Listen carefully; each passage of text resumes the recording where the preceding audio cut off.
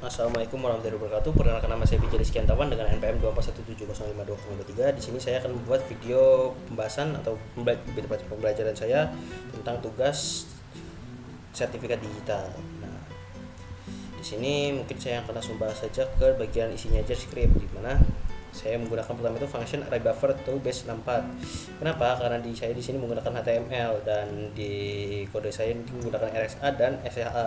Dimana kalau saya nggak ubah dulu dari array buffer ke base 64 itu hasilnya itu nggak akan muncul atau error dan kosong aja gitu. Nah, itu mungkin di sini kenapa saya menggunakan array buffer to base 64 ini.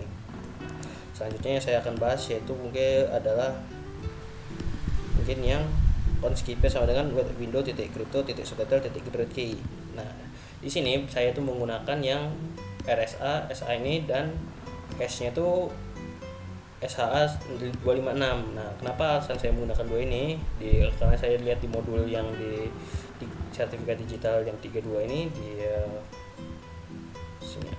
Nah, ini di sini sebagai contohnya itu dia di sini di Bank Mandiri ini menggunakan RSA begitu contohnya, dan di sini juga menggunakan hash-nya itu SHA strip 256. Itu kenapa alasan saya menggunakan RSA dan SHA 256. Dan untuk alasan kenapa saya menggunakan modulusnya itu 2048 juga ada di bawahnya ini, karena di sini juga modulusnya itu 2048 bits yang dicontoh dokumen ini. Nah, itu kenapa alasan saya menggunakan RSA dan SHA 256 dan lainnya tuh 2048 bukan yang lainnya. Dan kenapa di sini RSA, SSA, PICC ini pokoknya saya menggunakan yang ini, karena saat saya cari tahu itu adalah standar internasional di RSA, jadi setiap RSA itu menggunakan yang ini. Selanjutnya mungkin saya akan bahas langsung ke yang Windows Crypto Subtitle Sign. Nah, di sini itu artinya kita membuat private key. Private key apa? Private key juga sudah dijelaskan di sini.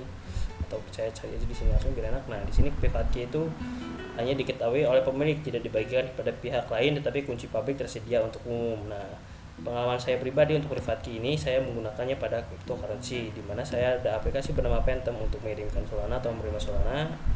Dan untuk investasi Solana di situ saya pernah mengirimkan atau mentransfer dari akun satu ke akun lainnya di Phantom. Di situ saya menggunakan private key saya. Jadi itu sepertinya saya miliki untuk mentransfer aset saya.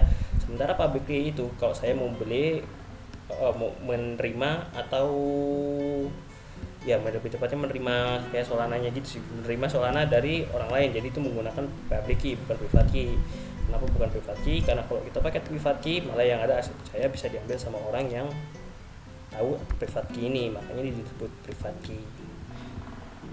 Oke, mungkin selanjutnya di sini ada is valid, ini yang ini verify atau yang ini untuk public key-nya. Nah, di public key ini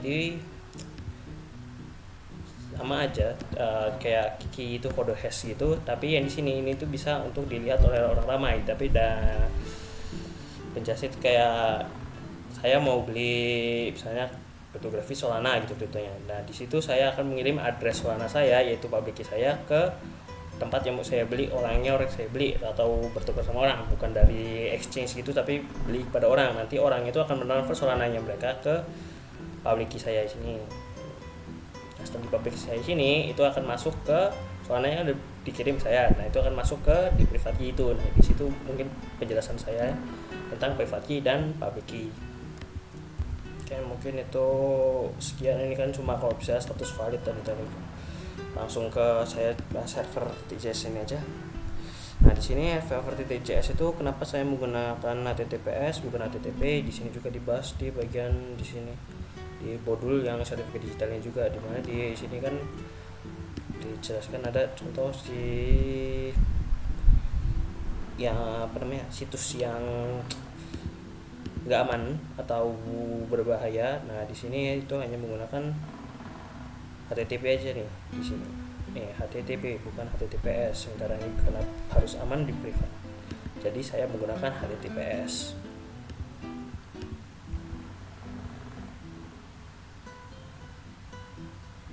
Lalu mungkin di sini saya akan menjelaskan bahwa saya di sini menggunakan option, di mana di sini kayak ini untuk membaca private key dan sertifikat key.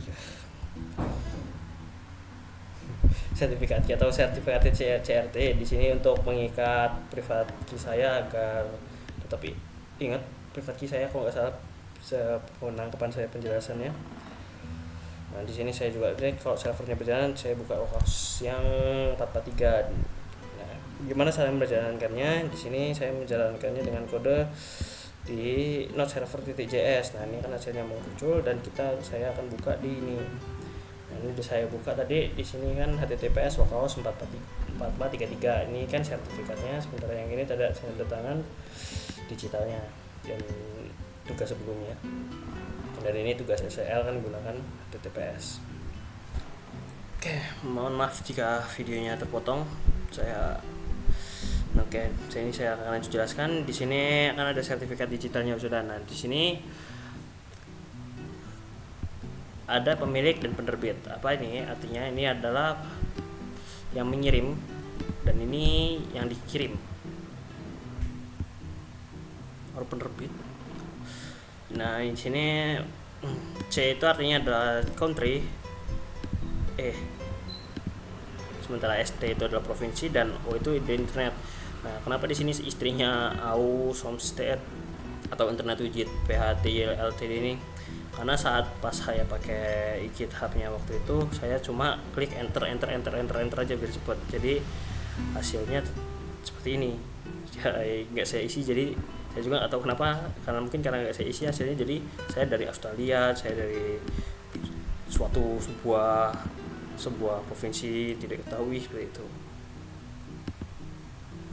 Dan di sini juga kan ada dibahas di masa berlakunya, yaitu 17 Mei dan masa habisnya itu di sini saya ngetiknya itu 365 hari atau 1 tahun. Makanya di sininya juga itu waktu itu jadinya cuma 1 tahun masa berlakunya, seperti itu. Mungkin kita bisa bahas lagi ke VS Code untuk penjelasan kodenya. Bagian yang ini HTTPS create server dengan option function ini adalah untuk membuat HTTPS-nya itu sendiri tadi, membuat ini HTTPS-nya itu agar bisa nyambung dan berjalan. Ini kan udah isi halaman webnya nanti. Mungkin ini private key, ini saya mungkin balik ke HTML lagi ya.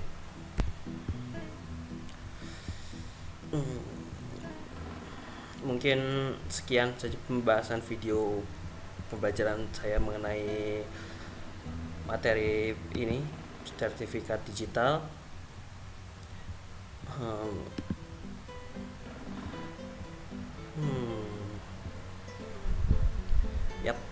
Mungkin itu aja. Nah, yang benar-benar saya pakai atau rasakan mungkin saat ini untuk sertifikat ini digital atau tanda tangan digital yang paling berasa bagian pada cryptocurrency yang pernah saya gunakan, di mana itu kan ada public key dan private key seperti saya bilang tadi. Untuk yang public key ini bisa untuk mengirimkan dari satu orang ke orang yang lainnya, dan private key ini bisa untuk mengimpor dari satu tempat ke tempat yang lainnya untuk punya kita pribadi. Jika ini diketahui orang, kan orang lain juga bisa mengimpor tempat kita ke miliknya yang mengetahui private key ini. Nah, mungkin sekian video penjelasannya. Saya akhiri. Wassalamualaikum warahmatullahi wabarakatuh.